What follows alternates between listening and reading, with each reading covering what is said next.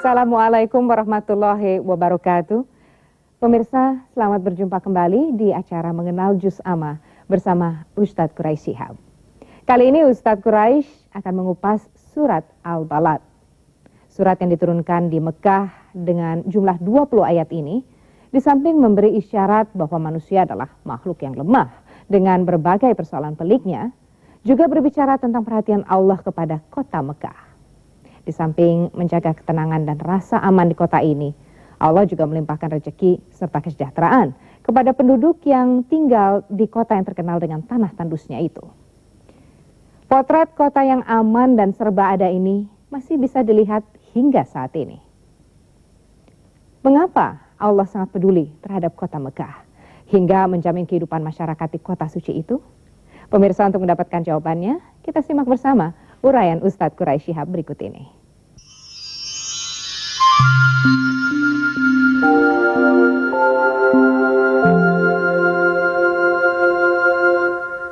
Bismillahirrahmanirrahim. Alhamdulillah wassalatu wassalamu ala Rasulillah Sayyidina Muhammad wa ala alihi wa ashabihi wa man wala. Kali ini kita akan membahas surah Al-Balad. Ada juga yang menamainya surah La Uqsimu Bihadzal Balad. Surah kita ini merupakan surah yang ke-34 yang diterima oleh Nabi. Dia berbicara pada awalnya tentang kemuliaan kota Mekah. Allah berfirman, La uqsimu bihadzal balad. Kata la berarti tidak. Kata la ini Anda bisa membacanya dan memahaminya sebagai menafikan sesuatu yang sebelumnya. Itu kaum musyrik tidak percaya hari kemudian. Itu kaum musyrik tidak menghormati kota Mekah. La, tidak seperti itu seharusnya mereka lakukan. Mereka tidak percaya hari kiamat. Tidak, bukan seperti itu keyakinan yang benar. Itu baru Allah uqsimu biyaumil qiyamah. Saya bersumpah dan hari kiamat. Bisa juga la uqsimu berarti saya tidak sumpah. Bisa juga la dinamai silah. Silah itu sisipan untuk mengukuhkan makna. Jadi la uqsimu artinya saya bersumpah dengan negeri ini. Kalau saya tidak bersumpah, itu juga mengandung penekanan. Saya tidak perlu menasehati Anda untuk hormat pada orang tua Anda. Apa maknanya itu? Sangat perlu, ya kan? Nah, saya tidak perlu bersumpah dengan kota Mekah ini. Sebenarnya perlu, ya. Saya bersumpah, saya menekankan. Ada yang ingin saya tekankan. Seakan-akan begitu. Kalau kita fahami, la berarti tidak. Betapapun, la uqsimu bihadza al-balad. Hadza itu menunjuk yang dekat, kan? Sesuatu yang dekat ini mengisyaratkan dua hal. Bahwa kota Mekah itu dekat pada Tuhan. Orang yang ke sana bisa dekat pada Tuhan. Mengapa? Rumahnya ada di sana. Di sisi lain, kota Mekah itu dekat di hati manusia, di hati umat Islam. Karena itu, walaupun Anda sudah pernah ke sana berkali-kali, masih mau ke sana lagi. Karena itu dekat di hati Anda. Itu isyarat, ya. La uqsimu bihadzal balad. Al-balad yang dimaksud adalah kota Mekah. La uqsimu bihadzal balad wa anta hillun bihadzal balad. Wawu bisa mempunyai beberapa makna di sini. Yang pertama bisa menggambarkan keadaan. Seakan-akan saya tidak bersumpah dengan kota Mekah ini, padahal engkau wahai Muhammad hillun, dihalalkan segala yang haram atas dirimu oleh kaum musyrik. Menganiaya itu halal atau haram? Haram. Dihalalkan. Seakan-akan kalau kita pahami begini, hei, ini kota Mekah agung. Walaupun terjadi penganiayaan atas orang yang paling agung. Jangan lecehkan kota Mekah. Walaupun terjadi penganiayaan di situ. Saya beri ilustrasi. Kalau saya pergi ke satu negara atau satu kota, kemudian di airportnya saya diganggu, diperiksa ini, masih mau ke sana lagi atau tidak? Saudara bisa berkata, saya tidak akan pergi ke sana seumur hidup. Dasar kotanya, dasar negerinya. Ya. Kalau Mekah jangan katakan begitu. Walaupun Anda teraniaya di sana, dia masih tetap agung karena di sana ada rumah Allah. Ya toh? Jangankan Anda, Nabi Muhammad pun yang teraniaya itu tidak mengurangi kedudukan besar dan keagungan kota Mekah. Itu makna yang pertama. Hillun tadi ini halal ya, lawan dari haram. Hillun juga berarti halal dalam arti engkau boleh melakukan apa saja di kota itu. Memang ada satu masa di mana kota Mekah itu di Ka'bah itu, di daerah haram itu tidak boleh terjadi pembunuhan. Tidak boleh terjadi penganiayaan. Tapi ada satu masa di mana Allah mengizinkan Nabi Muhammad untuk melakukan pembunuhan di sana kalau dia mau. Wa anta hillun bihadzal balad. Oke. Kita masih ada pendapat lain saya tidak ingin kemukakan. Wa walidin wa ma walad. Dan demi ayah dan apa yang dianakkannya. Maksudnya yang ayah dan anaknya. Siapa yang dimaksud ayah dan anaknya ini? Ada yang berkata Adam dan anak cucunya. Ada yang berkata Nabi Ibrahim dan anaknya Ismail.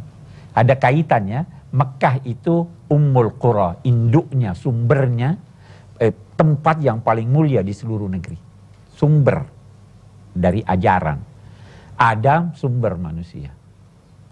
Ibrahim juga begitu. Ibrahim yang membangun kembali fondasi Ka'bah. Anaknya Ismail membantunya. Nah, tetapi ada yang berkata kita tidak perlu menentukan orang. Walid semua orang, semua ayah.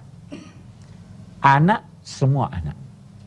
Allah bersumpah demi bapak dan anaknya. Bapak itu kan senang pada anaknya. Bapak itu mau membela anaknya. Bapak itu ingin anaknya lebih baik dari dia. Iya. Tapi kenapa tidak disebut ibu? Kenapa dia tidak berkata demi ibu dan anaknya? Karena yang membawa nama keturunan itu ayah. Itu satu. Dan yang kedua, yang menentukan jenis kelamin anak itu bapak, bukan ibu. Bapak kan mengandung kromosom X, Y. Ya. Ibu X, X. Kalau bertemu Y dengan X jadi laki-laki. Kalau bertemu X dengan X jadi perempuan. Jadi yang menentukan itu ibu atau bapak? Nah, kalau begitu wajar dia katakan wa walidin wa ma walad. Nanti di ayat lain ada dia sebut ibu. Oke, jadi jangan kecil hati di sini. Ayahsabul insanu an la yaqdira alaihi ahad. Apakah manusia menduga bahwa tidak ada sesuatu yang bisa menguasai dia? Kamu duga kamu kuasa. Ayahsabul insanu an la yaqdira alaihi ahad. Jangan duga, jangan sama sekali duga. Karena itu jangan melakukan penganiayaan. Mengapa? Ada yang bisa mengatasi Anda. Itu ada ungkapan, kalau kekuasaanmu mengundang kamu untuk melakukan penganiayaan, ingat kekuasaan Tuhan atasmu. Iza da'atka qudratuka ala zulmin nas, fatadzakkar qudratallahi alaik. Hei manusia, kamu kira tidak ada orang yang bisa mengatasi kamu? Allah. Paling tidak akhirnya Allah. Sekarang, ini setiap orang bertingkat-tingkat kan? Ada yang bisa mengatasi dan pada akhirnya Allah. Ayahsabu alla yaqulu ahlaktu malal lubada. Ini manusia ada yang sangat sombong. Dia katakan, saya sia-siakan harta yang banyak. Ahlaktu, saya sia-siakan. Lubada itu berarti sesuatu yang banyak dan berkumpul. Itu sebabnya singa kan ada rambut di belakangnya. Itu namanya labida karena dia berkumpul. Kalau banyak tapi bercecer-ceran tidak dinamai lubada. Anda mengeluarkan harta, ini sedikit, ini sedikit, itu sedikit, tidak lubada. Ini orang terlalu sombong nih. Saya membinasakan, menyia-nyiakan harta yang banyak. Seakan-akan dia merasa kaya raya. Ahlaktu malal lubada. Jangan angkuh dengan kekayaan kamu, dengan apa yang kamu keluarkan. Itu semua Tuhan tahu. Nah. Alam naj'al lahu 'ainain wa lisanan wa syafatain. Bukankah Allah sudah memberikan kepadanya 2 mata sehingga dia dapat melihat? Kira-kira yang memberi mata itu tidak mempunyai penglihatan? Yang memberi duit Anda kira-kira tidak punya duit? Atau lebih banyak duitnya dari Anda? Hei manusia, siapa yang memberi kamu 2 mata? 2 lagi yang diberikan, bukan cuma 1. Kamu kira yang memberi mata kamu itu tidak melihat? Alam naj'al lahu 'ainain wa lisanan wa syafatain. Kami beri dia lidah, kami beri dia 2 bibir supaya dia bisa berbicara. Kalau tidak punya bibir, tidak bisa bilang bibir. Ya kan? Karena B itu. Ini yang diantar oleh Allah untuk menyadarkan manusia. Kita akan diskusi dan akan kita lanjutkan ayat-ayat kita. Silahkan yang mau bertanya. Mari, silahkan yang mau bertanya. Silahkan. Terima kasih. Di dalam surat Al-Balad itu terdapat la uqsimu bihadzal balad. Bihadzal balad itu ditujukan pada kota Makkah. Padahal yang sering saya dengar itu kota suci itu sering disebut Haromain. Haromain itu terdapat ada juga Madinah. Kenapa dalam Madinah tidak tersebutkan? Terima kasih. Kesucian kota Mekah ditetapkan oleh Allah. Kesucian kota Madinah ditetapkan oleh Rasulullah. Ya kan? Jadi dia Haramain, 2 kota suci. Kesucian kota Mekah sejak dulu, sejak diciptakan Ka'bah di sana, sedangkan Madinah itu datang kemudian sejak masa Rasul. Sudah jelas ya? Oke. Baik, yang lain? Siapa lagi? Langsung saja pertanyaan saya. Tadi Bapak menjelaskan tentang rumah Allah. Artinya Allah mempunyai rumah di sana. Nah, apa maksud daripada rumah Allah atau Baitullah di sana? Gitu. Makasih. Sebenarnya begini. Allah Subhanahu wa Ta'ala bermaksud mengarahkan kita satu arah. Maka untuk itu kita perlu mengarah ke arah tertentu. Untuk itu dia menetapkan suatu tempat. Tempat itu di kota Mekah yang memang merupakan pusat bumi ini. Itu penelitian terakhir menunjukkan demikian.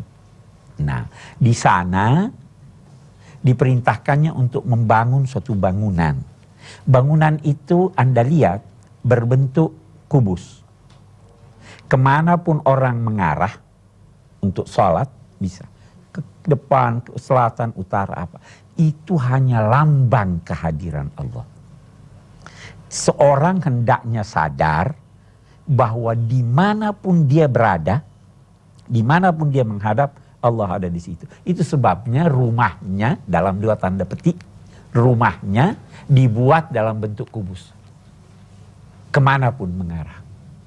Jelas, jadi jangan anggap rumah tempat tinggalnya. Kita manusia yang butuh untuk mengarah ke sana. Nah, demi persatuan dan kesatuan, oke deh, kamu mengarah di pusat ini. Jelas maknanya itu ya. Baik, kita lanjutkan. Sebenarnya ada satu yang terlupa tadi yang kita belum jelaskan, yaitu setelah wa walidin wa ma walad laqad khalaqnal insana fi kabad. Saya belum jelaskan itu kan? Oke. Kabad itu pada mulanya berarti serupa dengan kata kabid. Kabid itu hati. Kabid hati. Tapi kalau kabad, apa yang meresahkan hati? Ya, kabad apa yang meresahkan hati? Laqad khalaqnal insana fi kabad. Hei Nabi Muhammad, kamu diganggu oleh kaum musyrik di Mekah. Sebenarnya semua orang itu diciptakan Allah dalam keadaan memiliki keluh kesah. Tidak ada yang tidak memiliki keluh kesah. Laqad khalaqnal insana fi kabad. Manusia kalau dia kaya, kalau dia sehat, mungkin anaknya yang sakit. Manusia kalau semuanya ini paling tidak dia akan resah menyangkut ketuaannya. Tidak ada manusia yang tidak resah, diciptakan oleh Allah seperti itu. Nah, untuk menghilangkan keresahan itu, caranya adalah beriman dan beramal soleh. Caranya menghindari kedurhakaan. Karena itu sesudah ini diceritakan kedurhakaan, baru sesudah itu untuk menghilangkan keresahan itu Allah berfirman, falak tahamal aqabah wa ma adraka mal aqabah. Iqtahama itu artinya masuk dengan penuh semangat, mendaki. Bukankah sebaiknya manusia ini yang resah, yang kami ciptakan selalu dalam kegelisahan itu, masuk untuk mendaki. Al-Aqabah itu tempat yang tinggi. Gunung itu Aqabah. Itu sebabnya juga penghalang dinamai Aqabah. Tempat yang tinggi. Dia harus berusaha sekuat tenaganya untuk mendaki tempat pendakian yang tinggi. Kalau Anda hidup ini semua, yang mana lebih sulit? Naik ke atas atau turun ke bawah? Naik ke atas. Kalau mau mendapat, afahasibtum annama khalaqnakum abathan, afahasibtum an tadkhulul jannah walamma ya'tikum mathalul ladzina khalau min qablikum. Apa kamu kira kamu bisa masuk surga sedang belum lagi datang kepada berita kamu, lalu kamu mencontohi orang-orang yang sebelum kamu? Itu mengalami kesulitan dan penderitaan.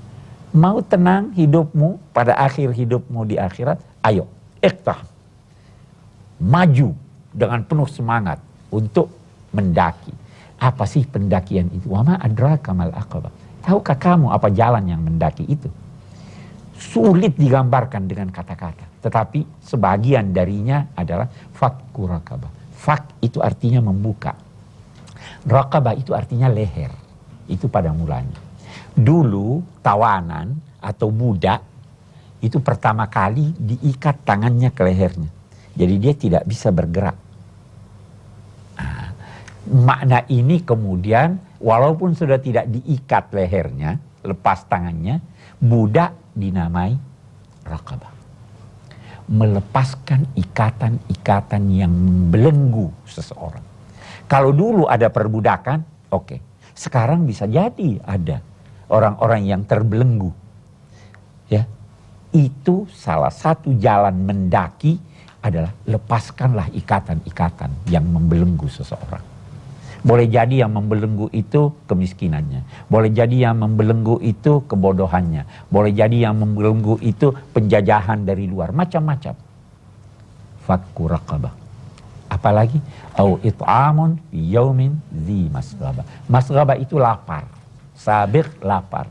Memberi makan pada hari di mana orang-orang kelaparan. Pada masa paceklik. Tidak ada makanan. Anda beri makan orang ketika itu adalah sesuatu yang sangat tinggi nilainya. Apalagi pertama fi yaumin dzi masghaba yatiman dza maqrabah au miskinan dza matrabah. Yatim, apa arti yatim? Yatim itu tersendiri asalnya. Makna yatim itu tersendiri. Kalau manusia, yatim adalah anak yang belum dewasa yang meninggal ayahnya. Kalau binatang yang meninggal ibunya, itu yatim, tersendiri.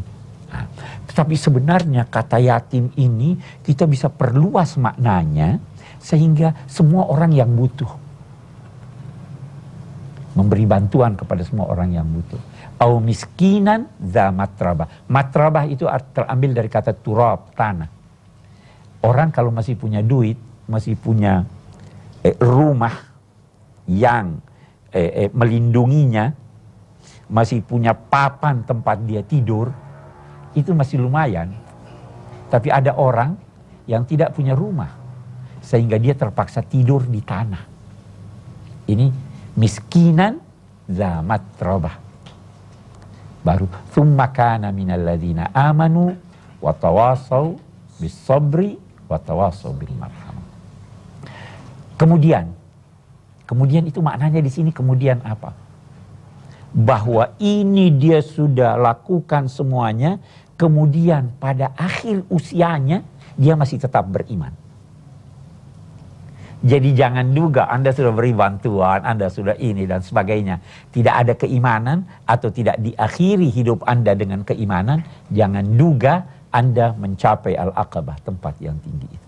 Tsumma kana minal ladzina amanu, bukan cuma beriman, wa tawasau bis sabr, saling nasihat menasehati, saling pesan memesan tentang kesabaran. Hidup ini sulit. Kalau Anda tidak sabar, maka kesulitan akan semakin melanda hidup. Nah, maka perlu wasiat. Apa artinya wasiat? Wasiat itu memberi pesan baik yang sifatnya bersinambung. Jadi memberi sekali belum cukup, masih belum wasiat. Terus menerus. Dan Anda berkewajiban memberi sekaligus menerima. Karena tawasau saling wasiat. Masih rugi kalau Anda hanya menerima wasiat. Anda harus memberi juga. Wa tawasau bis sabri wa tawasau bil marhamah. Dan saling wasiat mewasiati untuk memberikan rasa rahmat dan kasih sayang kepada orang. Nah, ini sebenarnya ayat kita ini atau surah kita ini ingin menggambarkan bahwa Islam itu sangat memperhatikan keadilan sosial.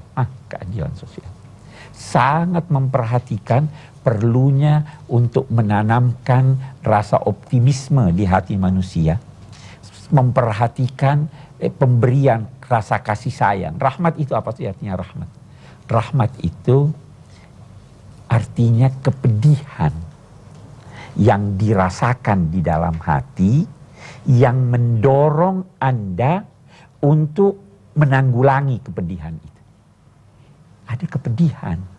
Saya lihat orang sakit, kalau tidak pedih hati saya artinya tidak ada rahmat di hati saya. Kepedihan di dalam hati. Kalau hanya kepedihan saja tidak mendorong Anda untuk menanggulangi kepedihan itu, masih tidak ada rahmat. Jadi watawasau bis sabri watawasau bil marhamah. Saling wasiat mewasiati, saling ingat mengingatkan bahwa ada orang yang perlu kita kasihani. Bahwa hati Anda itu merasa sakit melihat kepedihan orang. Jadi jangan duga agama itu hanya menyuruh Anda sholat atau puasa. Jangan duga agama ini hanya menyuruh kita percaya pada adanya Tuhan. Ada fakku raqabah, membebaskan orang dari segala macam belenggu yang mengikatnya. Memberi pangan pada saat-saat orang butuh. Ya kan? Memberi bantuan kepada yang miskin dan saling wasiat mewasiati menyangkut kesabaran dan rasa kasih sayang. Ulaika ashabul maimana. Itulah orang-orang yang akan menghuni sorga. Kelompok kanan. Kanan itu yang kuat itu kanan. Gambaran dari kebajikan itu kanan kan. Kita biasa berkata langkah kanan. Langkah kanan. Ashabul yamin. Penghuni sorga. Waladina kafaru bi ayatina. Ulaika ashabul masy'amah. Yang mengkufuri itulah kelompok kiri. Kelompok penghuni neraka. Baik, kita akan melihat suatu fragmen ya, dan kita akan diskusi.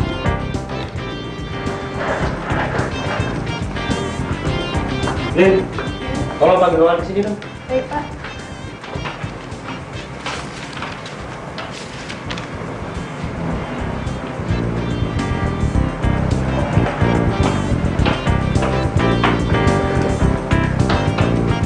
Siang, Pak.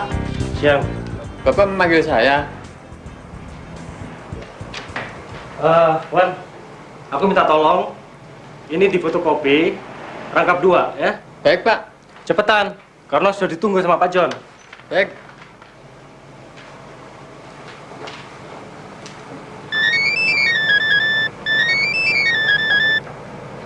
Halo? Halo. Halo? Iya, putus.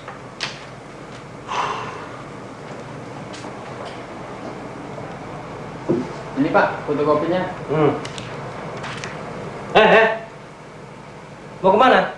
Maaf Pak, saya disuruh membeli nasi Mas Joy. Coy. Denger ya.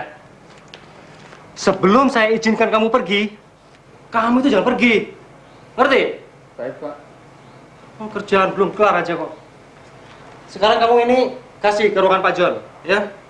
Cepetan, udah ditunggu tuh.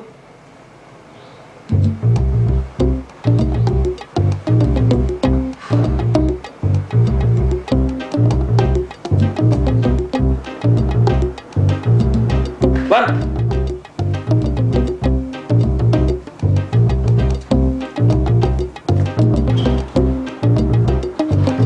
Mau kemana kamu? Ngantar fotokopi Mas buat Pak John. Tunggu sebentar ya. Tolong berikan ini ke Bu Yulia, oke? Bu Yulia yang mana Mas? Kamu tuh gimana sih? Masa Bu Yulia nggak tahu?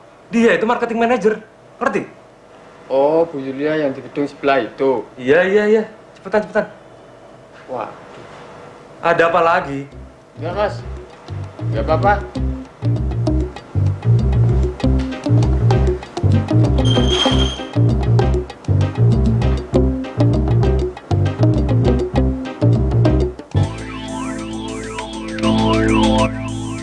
Wan!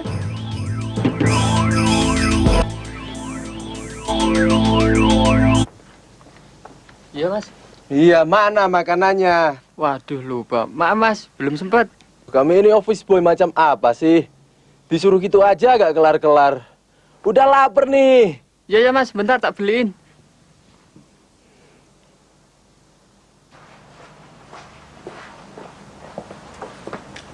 Maaf Pak. Ini fotokopi dari Pak tadi. Kamu tahu aku ini siapa? Dasar office boy nggak punya sopan santun. Sana, taruh di mejaku. Maaf Pak.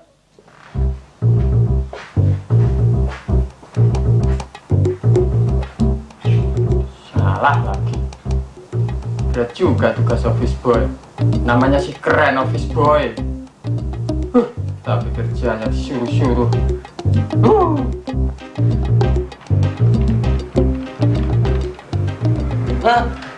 Fotokopinya sudah diantar sama Wawan loh, Pak. Justru karena itu aku kemari. Masa nyerahkannya di luar ruangan? Lin, kamu cari Wawan, suruh cepat datang kemari, ya? Baik, Pak.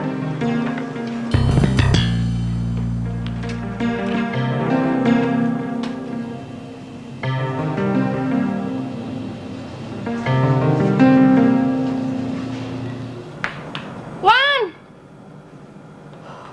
Wan!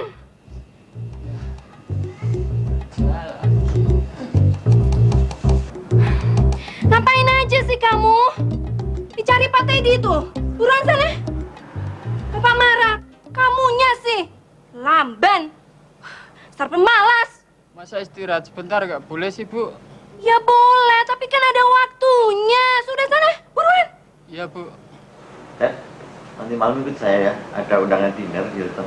Oh, iya Pak. Tentu Pak. Ngomong jam berapa ya? Jam 7. Pak. Ini Wawan, Pak. Mana? Sini. Kamu itu kemana aja? Hah? Kamu jangan bikin malu dong. Kamu tahu nggak sih siapa yang di belakang saya? Hah? Pak John direktur kita, Pak. Nah, kamu udah tahu. Dari tadi Pak Jun tuh di sini cuma untuk ngambil fotokopi itu. Anu tata. Tapi diam. Maaf Pak. Sini kamu. Kamu masih pingin kerja kan? Masih, Pak. Kalau kamu masih pingin kerja, jaga sikap kamu. Dengar. Yang namanya office boy itu bukan kelihatan kayak keong. Office boy itu harus cekatan, ngerti? Sekali lagi kamu melakukan kesalahan, kamu dapat surat peringatan dari saya. Ngerti? Maafkan saya, Pak. Wan, tolong ya. kalau kamu mau menyerahkan surat penting ke saya, jangan sembarang menyerahkan. Jangan asal ketemu terus kamu serahkan gitu aja. Kamu paham? Baik, Pak. Yaudah, sana. Ya awas ya, jangan ulangi lagi. Permisi, Pak. Maaf Pak. Soal yang tadi sampai di mana? Ya Allah, kenapa kau takdirkan hambamu ini menjadi orang yang hina? Saya rela bekerja sebagai seorang pesuruh. Tapi, apakah masih harus memperoleh perlakuan tidak adil seperti ini, ya Allah? Ya Allah, berilah saya kekuatan dan kesabaran, ya Allah. Silahkan, siapa yang mau bertanya? Saya. Silahkan. Baik, ada fenomena yang sekarang ini mungkin sudah lama juga merebak, yaitu adanya kejadian ketidakadilan ataupun bahkan ketindak diskriminasi, yaitu terutama yang dialami oleh para pembantu rumah tangga atau mungkin para TKW yang ada di luar negeri. Yang ingin saya tanyakan dari fenomena tersebut adalah sebetulnya bagaimanakah sikap yang memang diajarkan dalam Islam itu sendiri dalam menyikapi terhadap seseorang yang membantu dalam rumah ataupun membantu rumah tangga itu sendiri gitu, Ustadz.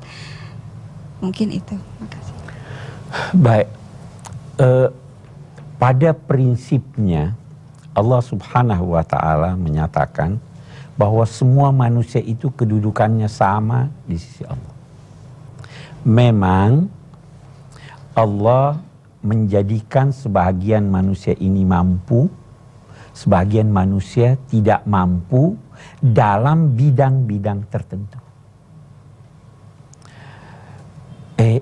Ketidakmampuan ini dan kemampuan itu sengaja dilakukan agar terjadi bantu-membantu. Nahnu qassamna bainahum ma'isyatahum fil hayatid dunya liyattakhidha ba'duhum ba'dan sukhriya. Kami yang membagi-bagi rezeki kehidupan seseorang di dalam permukaan bumi ini agar sebagian mereka menjadi pembantu sebagian yang lain. Yang kaya membantu dengan uangnya, yang miskin membantu dengan tenaganya. Ya kan? Itu misalnya. Nah, perlakuan tersebut harus merupakan perlakuan yang tidak melanggar kemanusiaan seseorang, bahkan tidak menyinggung kemanusiaannya. Itu yang dia. Karena itu Rasul misalnya mengajarkan, kau punya pembantu atau kau punya budak, beri dia makan seperti yang kamu makan. Jangankan manusia, binatang pun dilarang membebaninya lebih dari kemampuannya. Binatang. Irkabuha salihah wa kuluha salihah wa la tuhammiluha fawqa taqatihi. Kendarai dia dengan baik. Kalau kamu sembelih asa pisau baik-baik, jangan membebani lebih dari beban yang mampu dipikulnya. Kepada binatang saja begitu, apalagi kepada manusia. Saya kira ini ya, memang sebagian dari kita itu tidak sadar tentang hal ini ya. Saya sangat merasa sedih ada rumah-rumah besar yang dirancang sedemikian rupa tidak ada rumah kamar buat pembantu. Ada orang-orang yang di setiap kamarnya ada TV, tidak ada TV yang disiapkan buat pembantu. Ini jelas-jelas bertentangan.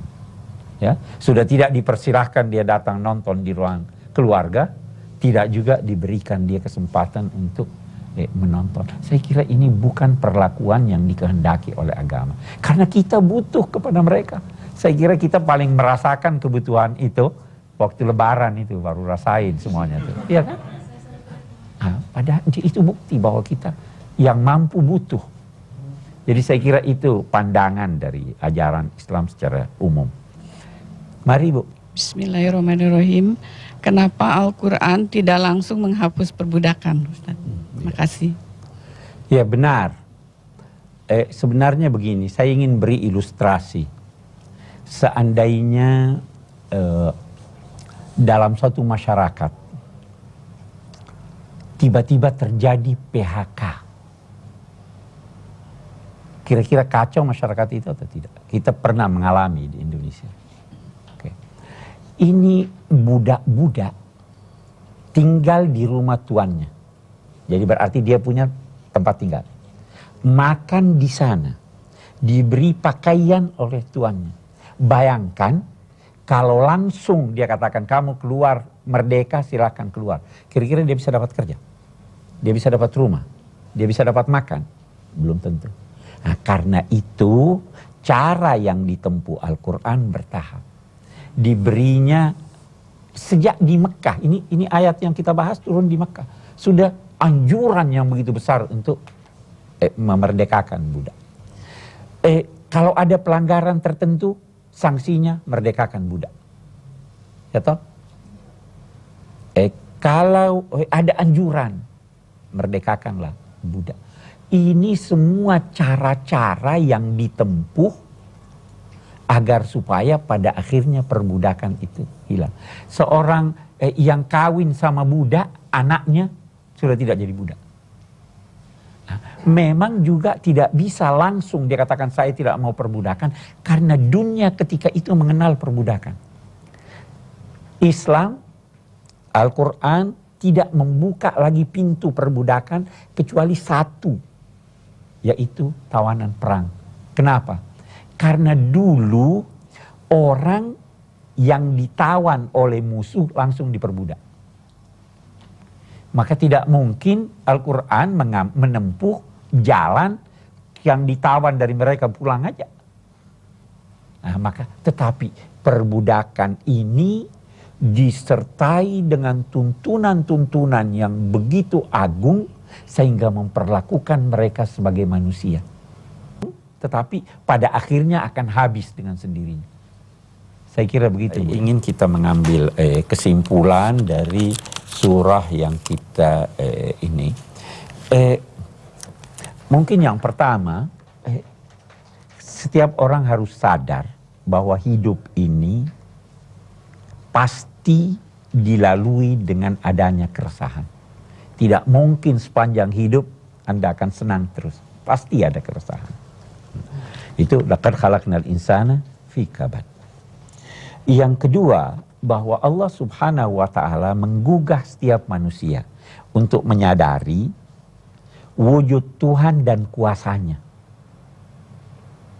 Bukti kekuasaannya dinampakkannya di sini pada diri manusia.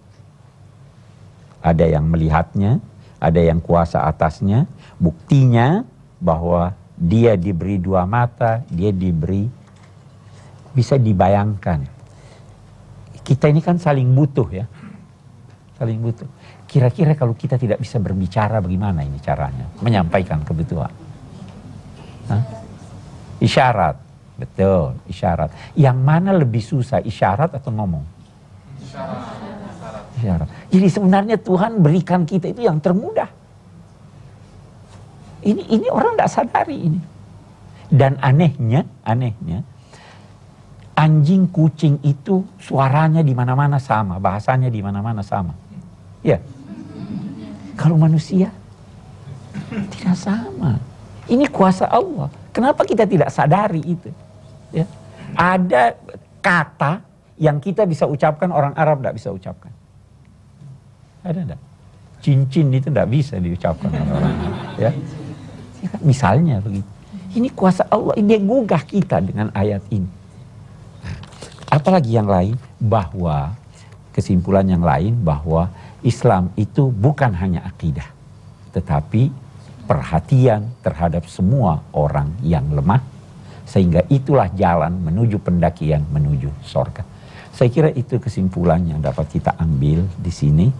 Insya Allah episode-episode yang akan datang kita akan berbicara menyangkut surah selanjutnya. Wassalamualaikum warahmatullahi wabarakatuh.